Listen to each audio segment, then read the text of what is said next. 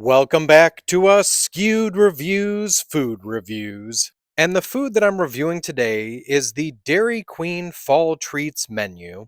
So each year around this time, Dairy Queen tends to bring back a few flavors and introduce a few new ones as well. And with this particular Fall Treats menu, there seems to be three items, two blizzards and a shake, and this all came out on August 29th.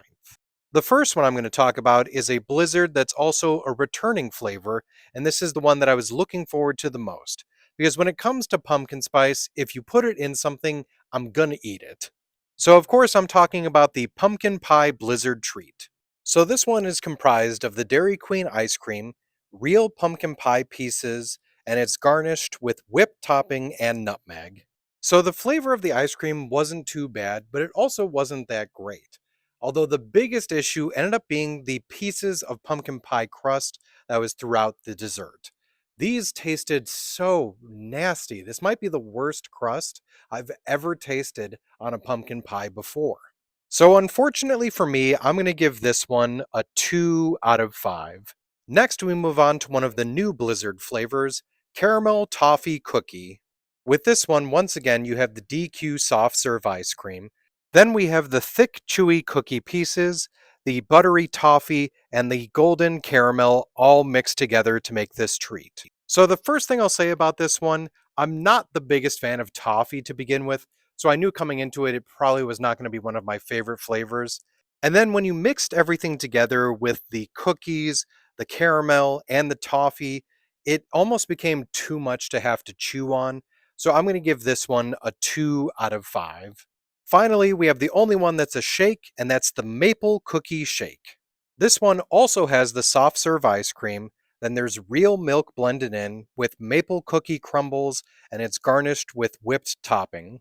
I enjoyed the enhancement of the maple flavor in this one, but it was unfortunately a little bland, and the little cookie crumbles were so small that you could barely tell that they were even in there. So I'm going to give this one a 3 out of 5. Now, all three of these did have the option of using either the vanilla or chocolate soft serve, but I'll be honest, neither one really changed it up that much. But if you want to know my opinion, the pumpkin pie should be done with the vanilla, the toffee should be done with the chocolate, and then the maple should be done with the vanilla. Here's the thing that aggravated me the most though. Because I wanted to try multiple options here, I decided to go with their minis, which you'd think, okay, small, you get to try a little bit, and it's probably inexpensive, right? Wrong. For this tiny little taste test, this thing was almost $6 for each one, and it was a dollar difference just to move up to the small. For those Blizzard aficionados, though, I will say this. They did pass the Blizzard test of not falling out when you flipped them upside down. So once more, here is my ranking on each of the Dairy Queen Fall Treats menu items. I don't necessarily recommend trying all of these ones, especially due to the cost, but if you're interested, go ahead and try it for yourselves and let me know what you thought about it in the comments. I hope you enjoyed this episode of Askewed Reviews Food Reviews.